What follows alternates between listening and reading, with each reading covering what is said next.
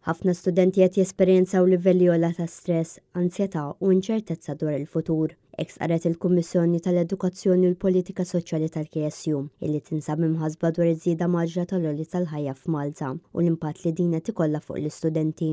Il-Kunsill Studenti Universitarji permezz ta' din il-Kummissjoni stqarri li l-għolji tal-ħajja tillimita bil-kbir il-kapaċità tal-istudenti li jipparteċipaw fi programmi bħal Erasmus Plus. Għalkemm l-istudenti huma grati għal fatt li diġà hemm appoġġ finanzjarju għal programmi bħal dawn xorta waħda mhux biżżejjed. Madankollu minħabba l-pressjonijiet finanzjarji li qed jesperjenzaw ħafna studenti, dawn ma jistgħux jipparteċipaw f'tali opportunitajiet li jikkontribwixxu għall-iżvilupp akademiku u kulturali tal-istudent li joffrulhom esperjenzi uniċi li jestendu ferm lil minn dak li sempliċement jiġi mgħallem fil-klassi.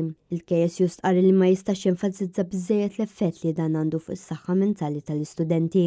Huma qalu wkoll li huwa tal-iskantament kif skont ir-rapport annwali dwar il-ferħma dwar id-dinja, il-Maltin taħt 30 sena huma l-inqas poplu kuntent fl-Unjoni Ewropea. Biex jindirizza dawn il-kwistjonijiet il-KSU qed jipproponi diversi bidliet u interventi mirati lejn il-pressjonijiet finanzjarji fuq l-istudenti. Il-Kunsill jixtieq jara żieda fil-miżuri relatati mal-għarfien finanzjarju tal-istudenti, kif ukoll li kull min qed jagħmel prattika edukattiva bħala parti mill-kors ikunu eliġibbli għal ħlas adegwat.